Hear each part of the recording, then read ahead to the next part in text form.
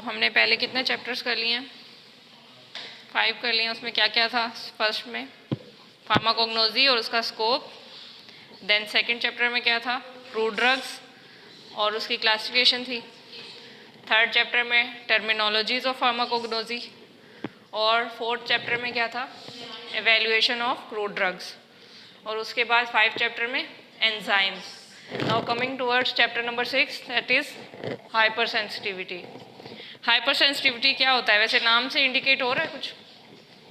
किस चीज़ कोई hyper sensitivity हो जाना, किसी को कुछ एलर्जी हो जाना, जैसे एलर्जी सीजनल भी होती है और कुछ किसी चीज़ से भी होती है।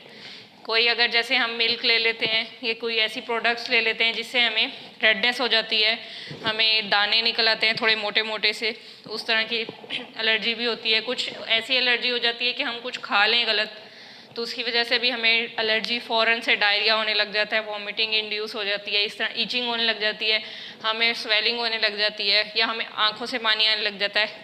एलर्जी में होता है ना ये सीजनल रेनाइटिस एलर्जी जो होती है, उसमें अगर आपको जैसे फ्लू हुआ होता है तो वो किसी एलर्जन की वजह से ही होता है ना, तो उससे आपकी आंखों से पानी आने लग जाता है, आपकी नोज़ में इरिटेशन हो रही होती है, एयरवेज में ऑब्स्ट्रक्शन हो रही होती है और वो सांस लेने में मुश्किल हो रही होती है आपको। तो ये सब जो है हम इसमें हाइपर सेंसिटिविटी में देखेंगे कि ये होता क्यों है। सबसे पहले हम क्या देखते हैं, हाइपर सेंसिटिविटी है क्या?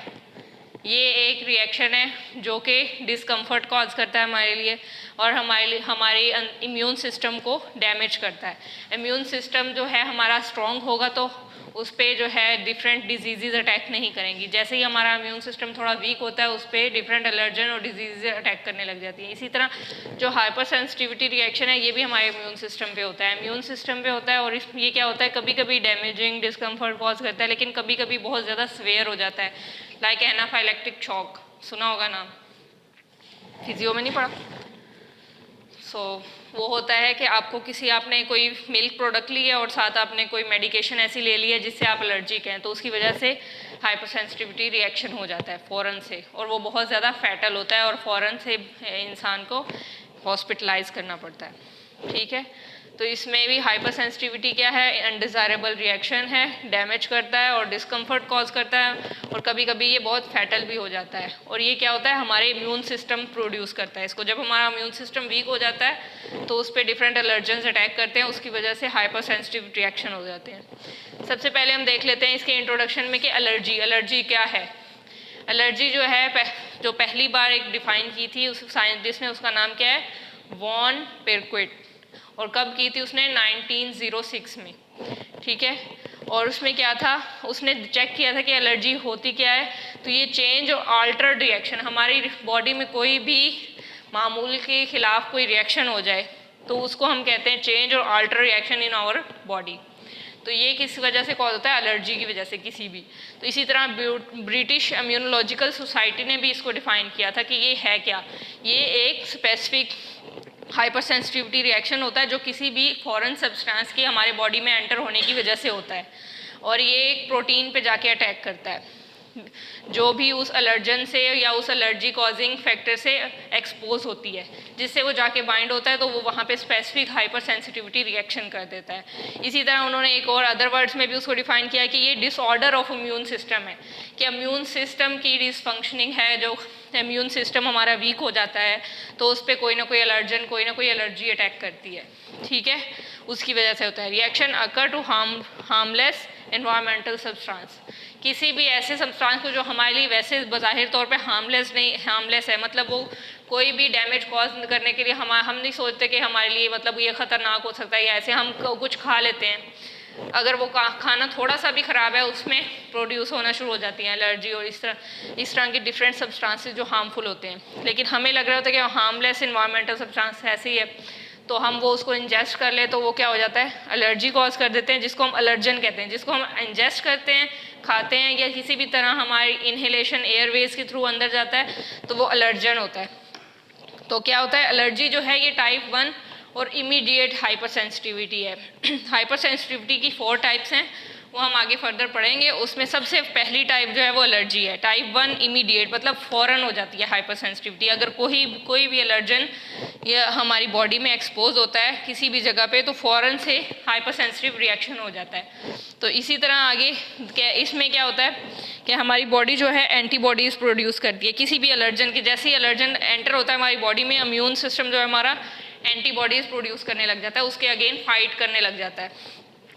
तो उसमें क्या होता है, produce by immune system, antibody जो होती है इम्यून सिस्टम प्रोड्यूस करता है उस एलर्जन से फाइट करने के लिए। तो इसी तरह आगे ये भी एक टाइप ऑफ प्रोटीन ही है एंटीबॉडी, क्योंकि हमारा इम्यून सिस्टम ही इसको बना रहा है एलर्जन से फाइट करने के लिए। और ये क्या करता है, डिटेक्ट करता है हार्मफुल सब्सटेंस कि हमारी बॉडी के लिए कौन से खतरनाक सब्सटेंसेस हैं, तो उसको हम कहते हैं एंटीजन। ठीक है, एंटीजन को डिटेक्ट करता है। एलर्जन हमारी बॉडी में जब जैसे ही एंटर होता है तो उसको हम एंटीबॉडीज़ बनाना शुरू कर देता है और एंटीजन उसको डिटेक्ट करती है कि कौन से हार्मफुल सब्सटेंसेस हैं। ठीक है, तो ये हो गया हाइपर सेंसिटिविटी की डेफिनेशन। और हाइपर सेंसिटिविटी होता क्या है, फिर उसमें सबसे पहले एलर्जी आएगा। हाइपर सेंसिटिविटी जब भी हम स्टार्ट करेंगे उसमें सबसे पहला जो है एलर्जी, और ये क्या है, टाइप 1 हाइपर सेंसिटिविटी रिएक्शन है। तो उसके बाद हम इसके साइन और सिम्टम देखते हैं कि एलर्जी से हमारी बॉडी पे क्या क्या इफ़ेक्ट्स हो सकते हैं। तो सबसे पहले अगर हमने चेक करना हो कि अगर किसी को हाइपर सेंसिटिविटी रिएक्शन है तो वो हम कैसे चेक करेंगे, वो इन फॉलोइंग पैरामीटर से चेक करेंगे। हम चेक करेंगे कि नोज़, सबसे पहले हम बॉडी का पार्ट लेते हैं नोज़, क्योंकि इनहेलेशन से भी हो सकती है ये एलर्जी। तो उसमें क्या हो जाएगा, स्वेलिंग ऑफ नेजल म्यूकोजा, हमारी जो नोज़ की अंदर से लाइनिंग है वो स्वेल हो जाएगी। तो क्या उसको हम कहते हैं एलर्जिक रनाइटिस, जिससे रनी नोज़ हो जाता है, काफ़ी वाटरी नोज़ हो जाता है, मतलब छींकें भी आती हैं और पानी भी आने शुरू हो जाता है और म्यूकस वगैरह। तो उसकी वजह से साइनस, ये भी नोज़ के अंदर ही होते हैं साइनसेस। ये नॉन बोनी पार्ट्स होते हैं लाइक कार्टिलेज, तो उसको हम साइनस कहते हैं। इसकी वजह से एलर्जिक साइनोसाइटिस भी हो सकता है कि अगर साइनसेस की जो प्रोडक्शन है वो बढ़ जाए हमारे नोज़ में तो एलर्जिक साइनोसाइटिस भी हो सकता है। और इसी तरह आगे आइज़ में हम चेक करते हैं अगर किसी को एलर्जी फ्लू हुआ है तो उसकी आइज़ भी रेड हो जाती हैं और ईचिंग भी होती है, तो पानी भी आने लगता है और ईचिंग भी होती है, तो उसको हम एलर्जिक कंजक्टिवाइटिस कहते हैं। ठीक है, आगे हम फिर फर्दर एयरवेज में चेक करते हैं। पहले नोज़ में चेक कर लिया, फिर नोज़ के अंदर साइनसेस में चेक कर लिया, आइज़ में। अब हम आ जाते हैं एयरवे, जो हमारी मेन एयरवे है, लंग्स और हमारी जो एक्सचेंज और इन्हेलेशन और रेस्पिरेटरी सिस्टम है पूरा उसमें। तो स्नीजिंग मतलब कि छींकें आने लग जाती हैं, खांसी होने शुरू हो जाती है, ब्रोंको कंस्ट्रिक्शन, हमारी जो एयरवेज हैं वो नैरो होने लग जाती हैं, उसकी वजह से हमें सांस लेने में मुश्किल होने लग जाती है, वीजिंग, डिस्पनिया, और कभी कभी जो है इतना सिवियर हो जाता है कि हमें से सांस नहीं लिया जा रहा तो एस्थमेटिक अटैक हो जाता है कि हमें बिल्कुल ही सांस नहीं प्रॉपर नहीं लिया जा रहा होता और स्ट्रक हो जाते हैं हम। उसके बाद एयर्स में देखते हैं हम। एयर्स में क्या होता है कि feeling of fullness like pain होने लग जाती है और कभी कभी घंटियाँ बजने लग जाती हैं जब फ्लू हुआ होता है या कोई भी एलर्जिक रनाइटिस हुआ होता है या कुछ भी। इम्पेयर्ड हेयरिंग, कभी कभी हेयरिंग का प्रॉब्लम भी हो जाता है कि सही से सुनाई नहीं दे रहा होता। इसी तरह स्किन पे अगर कोई एलर्जिक रिएक्शन हो जाए तो क्या होता है, रैश बन जाते हैं, रेड और एक्जिमा, मतलब वो डिफरेंट वो डिस्कलरेशन हो जाती है स्किन की, कहीं से ज़्यादा वाइट कहीं से टैनिंग, और इस तरह, और हाइव्स मतलब रेड दाने बन जाते हैं। इसी तरह गैस्ट्रोइंटेस्टाइनल ट्रैक्ट में क्या होता है, अगर कोई भी एलर्जिक रिएक्शन होता है, हाइपर सेंसिटिविटी होती है तो एब्डोमिनल पेन, हमारी बैक में पेन, लोअर बैक में पेन होने लग जाती है, ब्लॉटिंग होने लग जाती है, मतलब गैस वगैरह होने लग जाती है, और वॉमिटिंग और डायरिया होने लग जाता है, डायरिया की सिम्टम्स आने लग जाती हैं। तो ये सब जो है हम पैरामीटर्स चेक करते हैं एलर्जी के लिए, कि साइन और सिम्टम्स को चेक करने के लिए कि वाकई एलर्जी है भी सही या कुछ और है। ठीक है, इसके बाद हम कहते हैं कि एलर्जन क्या है। एलर्जन क्या है, एक फॉरेन सब्सटेंस है जो हमारी बॉडी में एंटर हो जाता है और क्या करता है, एक एलर्जिक रिएक्शन कॉज कर देता है जिसके अगेंस्ट हमारा इम्यून सिस्टम फाइट करने के लिए एंटीबॉडीज प्रोड्यूस करता है। तो ये क्या करता है, एलर्जिक रिएक्शन कॉज करता है, इम्यून सिस्टम इसको रिकग्नाइज करता है एज अ फॉरेन और डेंजरस सब्सटेंस, कि कोई भी हार्मफुल सब्सटेंस हमारी बॉडी में एंटर हो गया है तो हमारा इम्यून सिस्टम उससे कैसे फाइट करेगा। ठीक है, और कभी कभी कुछ लोगों में ये इसका कोई रिस्पॉन्स ही शो नहीं होता, मोस्ट पीपल्स में रिस्पॉन्स ही शो नहीं होता अभी इमीडिएट हाइपर सेंसिटिविटी का, वो कुछ ग्रेजुअली जाके हाइपर सेंसिटिविटी बिल्ड होती है किसी किसी में। तो आगे हम एलर्जन के कौन कौन से एलर्जन हो सकते हैं, तो इसमें मेन पोलन सीजन में लाइक फ्लावरिंग सीजन में जो होता है पोलन्स होते हैं, इसकी वजह से भी काफ़ी लोगों को एलर्जी हो जाती है कि जब फूल खिलने का मौसम होता है तो एलर्जी हो जाती है, उसको हम कहते हैं सीजनल एलर्जिक राइनाइटिस। उसके बाद डस्ट, किसी को डस्ट एलर्जी भी होती है, लाइक डस्टिंग करने से उनके इनहेलेशन के थ्रू डस्ट पार्टिकल्स चले जाते हैं उनके अंदर और उसकी वजह से भी उनको एलर्जी हो जाती है। स्मोक की वजह से भी हो जाती है, कुछ ऐसे स्मोक भी हैं जो जैसे सिगरेट स्मोक है, कुछ हार्मफुल स्मोक इंडस्ट्रीज़ के स्मोक्स हैं, व्हीकल्स के, कार्स के स्मोक है, उसकी वजह से भी एलर्जी हो जाती है। कुछ केमिकल्स भी ऐसे होते हैं हैंडलिंग में, जैसे अब कुछ हैं बायोकेमिस्ट होते हैं लैब में कुछ ना कुछ केमिकल्स से ही काम कर रहे होते हैं ना, तो कुछ केमिकल्स ऐसे होते हैं जो स्किन कॉन्टैक्ट एलर्जी कॉज कर देते हैं, स्किन पे लग जाएं तो उसकी वजह से। कुछ परफ्यूम्स भी ऐसे होते हैं जो इनमें एलर्जन कॉजिंग एजेंट्स होते हैं। उसके अलावा कुछ ड्रग्स से भी हो जाता है, मैंने पहले बताया एनाफाइलेक्टिक शॉक, वो एंटीबायोटिक्स के साथ हो जाता है। अगर आपने दूध के साथ कोई भी एंटीबायोटिक पेनिसिलिन रिलेटेड ले ली है तो उसकी वजह से हाइपर सेंसिटिविटी रिएक्शन हो जाता है। फूड में मिल्क से होती है मेनली, चॉकलेट से, स्ट्रॉबेरीज से भी कुछ लोगों को हो जाती है, गंदम से भी कुछ लोगों को हो जाती है एलर्जी, और इस तरह कुछ प्लांट से लाइक पोलन्स और इस तरह। तो ये सब जो है मोस्ट कॉमन एलर्जन्स हैं कि किस किस से हो सकती है। फर्दर इसकी टाइप्स आ जाती हैं, टाइप्स ऑफ एलर्जन कौन कौन से होते हैं कि सबसे पहले इनहेलेंट जो हम अपने सांस के ज़रिए अंदर लेके जाते हैं, दूसरे इंजेस्टेड होते हैं कि हम अपने फूड के ज़रिए कौन कौन से एलर्जन अंदर ले जाते हैं जो हमें पता ही नहीं होता। और इसी तरह आगे इंजेक्टेबल, जैसे हम कोई मेडिकेशन लगवाते हैं, आईवी लगवाते हैं, इंट्रावेनसली लगवाते हैं या कोई भी इंट्रामस्कुलर लगवाते हैं तो उसकी वजह से भी हो जाता है। और कॉन्टैक्ट, ये स्किन एलर्जी मेनली होती है कि आपके साथ कोई भी चीज़ लगी है या कोई थोड़ी देर ज़्यादा लगी रही है, या मेडिकेशन जैसे पैचेस होते हैं आजकल, ट्रांसडर्मल पैचेस होते हैं, अगर वो आपने ज़्यादा भी लगा दिए तो वो भी नुकसानदेह होते हैं तो उसकी वजह से भी हो जाती है।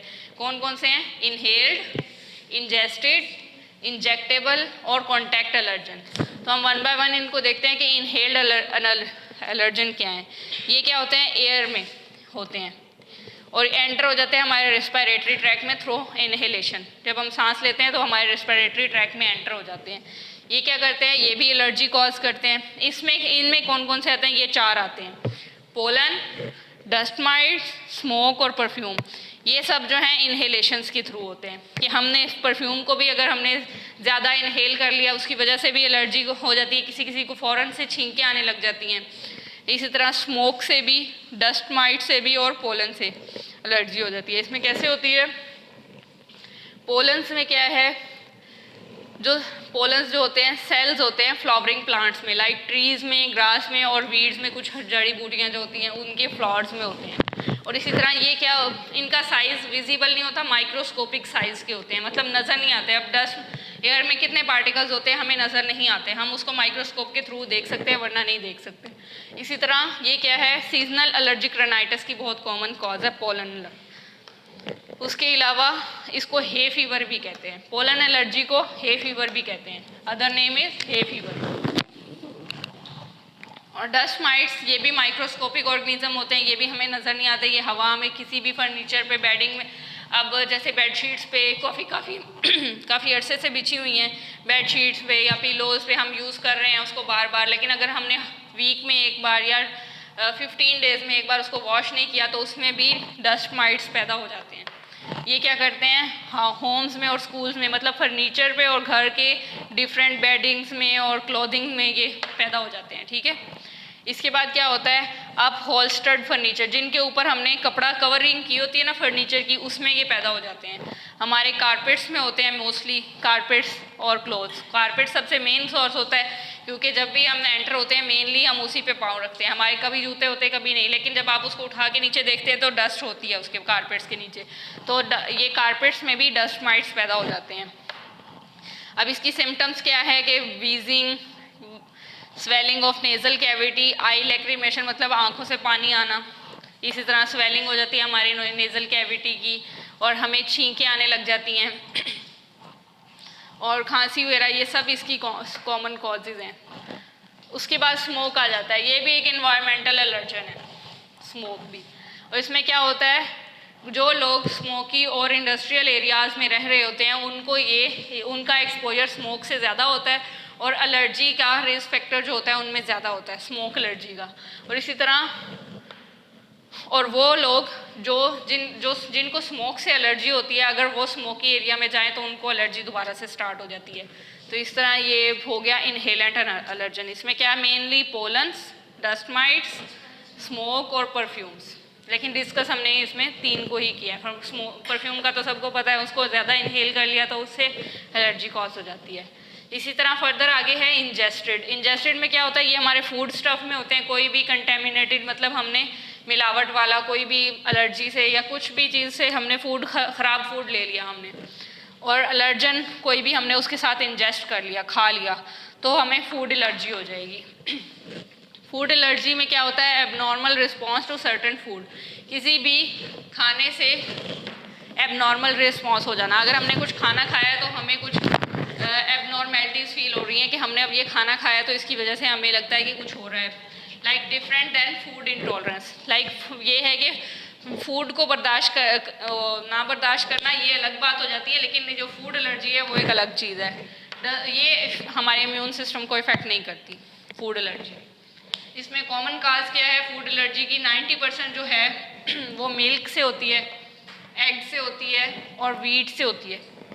फर्दर इसमें सोयाबीन्स, ट्री नट्स, जो ट्रीज़ के नट्स हैं, मतलब जो ड्राई फ्रूट्स होते हैं उनकी वजह से, पीनट्स, फिश, शेल फिश कुछ सी फूड से भी हो जाता है, कुछ हमें ट्री फूड से भी हो सकता है, और इसी तरह ये हमारा जो रोज़मर्रा की हमारी डाइट होती है उसमें भी हमें फूड एलर्जी हो सकती है। तो इसकी सिम्टम्स क्या होती हैं, ये जो इसकी सिम्टम्स होती हैं ये मिनट्स टू आवर्स में फ़ौरन ही, इमीडिएट हाइपरसेंसिटिविटी है ना एलर्जी, तो ये फ़ौरन ही इसकी सिम्टम्स शो होने लग जाती हैं जैसे ही हमने कोई भी खाना खाया है जो कंटेमिनेटेड था। तो उसमें क्या आ जाता है, उसमें ये फर्दर सारी आ जाती हैं कि हमें वॉमिटिंग फील होने लग जाती है, डायरिया, क्रैम्प्स, मतलब पेन होने लग जाता है, और इसी तरह हाइव्स, रेडनेस हो जाती है हमारी स्किन पे, स्वेलिंग होने लग जाती है, एक्जिमा, ये भी एक स्किन एलर्जी है। उसके अलावा ईचिंग हो जाती है, स्वेलिंग होने लग जाती है हमारे लिप्स पे, और हमारी टंग पे स्वेलिंग होने लग जाती है, और माउथ, पूरी ओरल कैविटी में हमारी स्वेलिंग होने लग जाती है, और टाइटनेस ऑफ थ्रोट, के हमें यहाँ पे थोड़ा सा ऐसे लग रहा होता है जैसे कभी कभी बिल्कुल ही बंद हो रहा है गला हमारा, उसकी वजह से, और डिफ़िकल्टी ब्रीथिंग, हमें सांस लेने में मुश्किल होती है, और कभी कभी हमारा ब्लड प्रेशर बिल्कुल लो हो जाता है। ठीक है, इसको स्टॉप करें। तो एक बार क्विक ओवरव्यू दोबारा से हम ले लेते हैं कि हमने क्या पढ़ा है। तो सबसे पहले हमने क्या पढ़ा है, हाइपर सेंसिटिविटी। हाइपर सेंसिटिविटी होता क्या है, ये एक रिएक्शन हो जाता है, एबनॉर्मल अनडिज़ायरेबल रिएक्शन जो हमारी बॉडी में हो जाता है, हम उसको कहते हैं हाइपर सेंसिटिविटी। तो क्या होता है, ये कभी कभी डैमेजिंग होता है, हार्मफुल होता है, लेकिन कभी कभी बहुत ज़्यादा सीवियर भी हो जाता है।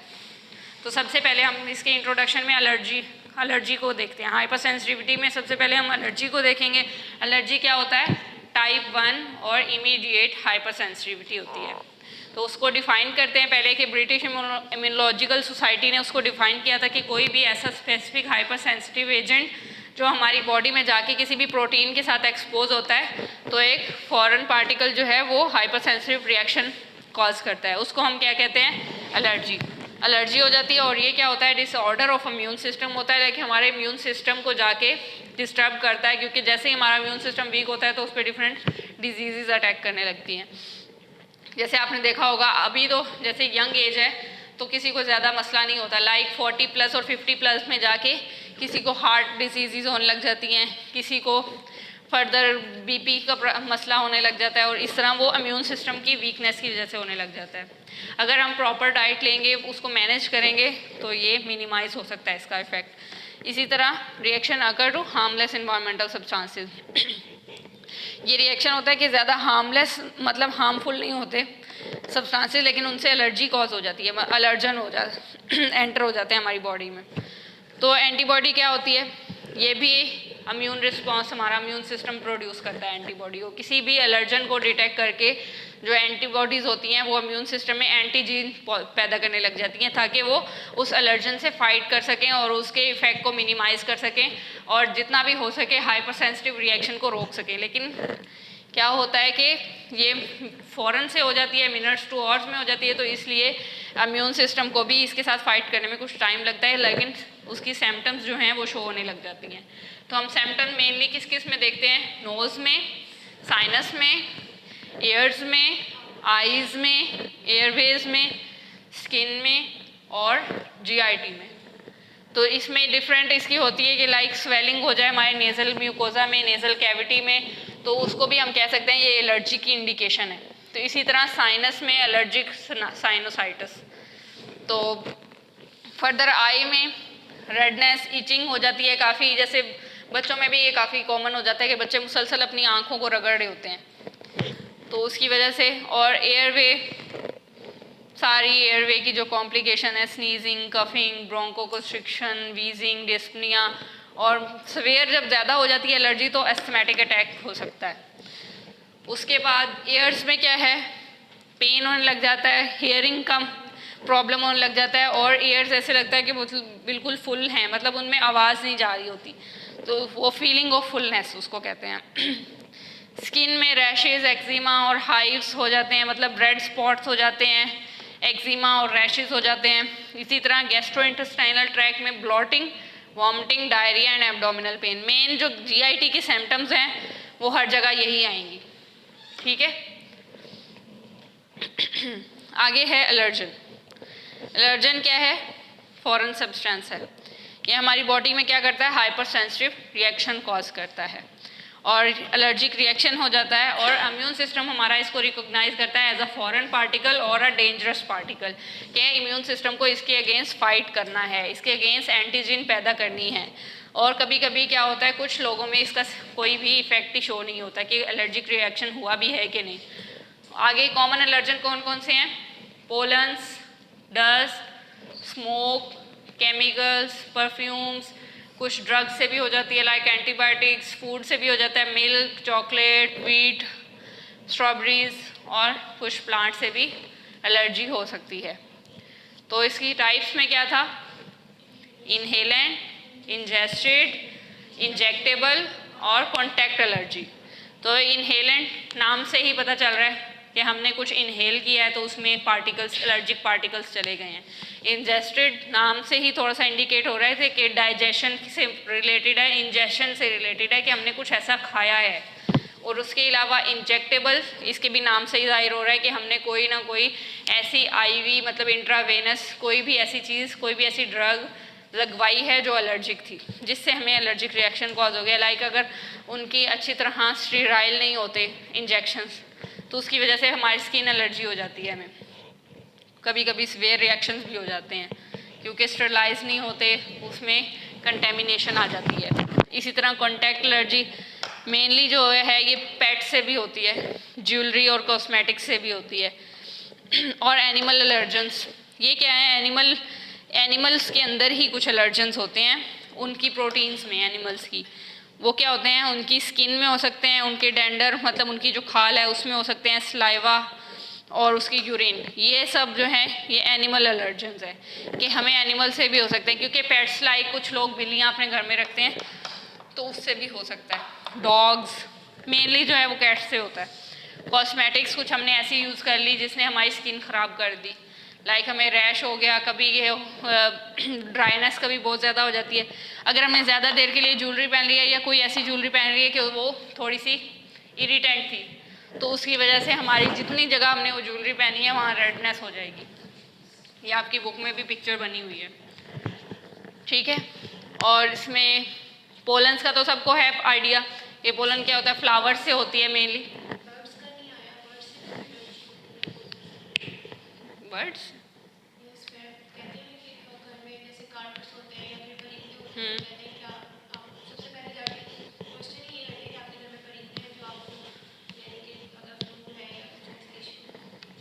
आपकी बुक में कोडेड नहीं है लेकिन बर्ड से भी हो जाती है। लाइक कबूतर कुछ लोग बहुत ज़्यादा रखते हैं, वो उनकी वजह से होती है। उनकी कुछ स्मेल ऐसी होती है कि उसकी वजह से स्मोक एलर्जी हो जाती है। वो स्मोक में ही आएगा या डस्ट माइट्स में आएगा कि उसके जो पार्टिकल्स होते हैं वो एयर में मिक्स हो जाते हैं और इनहेल कर लेते हैं हम।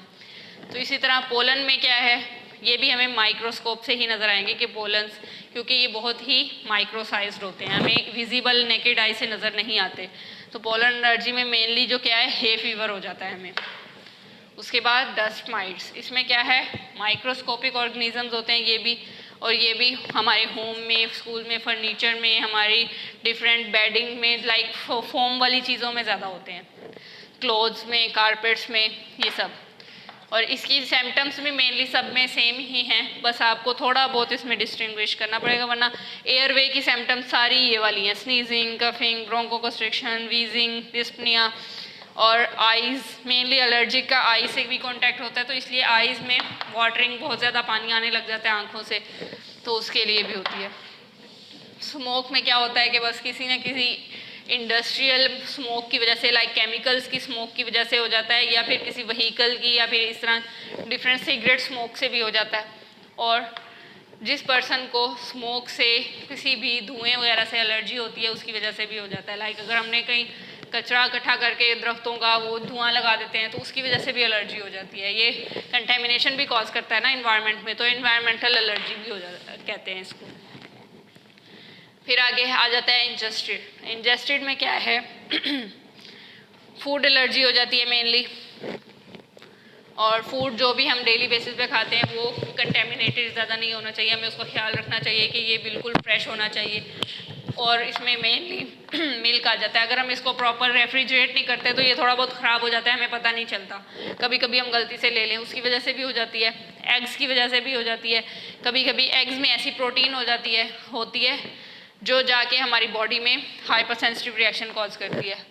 इसी तरह वीट में कुछ ऐसे फैक्टर्स होते हैं लाइक ग्लूटेन और इस तरह की चीज़ें कुछ होती हैं जो हाइपर सेंसिटिव रिएक्शन कॉज करती हैं।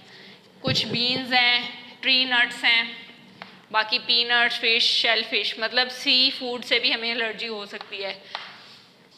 उसकी सिम्टम्स क्या होती हैं, किसी भी फूड को फ़ौरन ही हमने इंजेस्ट किया है तो मिनट्स टू आवर्स में उसका सिम्टम्स शो होने लग जाएंगी।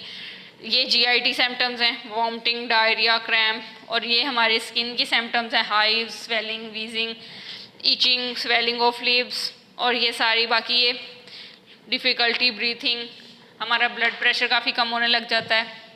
और इंजेक्टेबल में क्या होता है, कोई भी IV मेडिकेशन लिया या इंसेक्ट के स्टिंग की वजह से, किसी भी हमें इंसेक्ट ने काट लिया है, लाइक ये होता है डेंगू भी होता है उससे, या फिर वो जो है शहद की मक्खी, वो अगर जैसे ही काटती है हमारी स्वेलिंग हो जाती है बहुत ज़्यादा।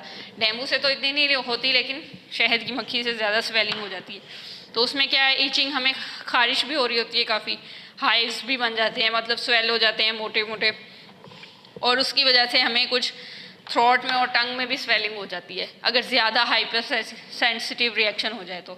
एलर्जी को डिजीनेस और शॉक, कभी कभी ये होता है कि हम बिल्कुल ही लेज़ी हो जाते हैं और हमें पता नहीं होता हमें क्या हो रहा है। डिजीनेस, हम फ़ौरन से लेट जाते हैं कि हमारा दिमाग नहीं काम कर रहा होता, बिल्कुल दो कभी कभी ऐसे नज़र आ रहे होते हैं, बिल्कुल ये होता है वीकनेस की वजह से। डिजीनेस और शॉक, लॉस ऑफ कॉन्शियसनेस, हमें पता ही नहीं होता हम हैं कहाँ, शॉर्टनेस ऑफ ब्रीथ।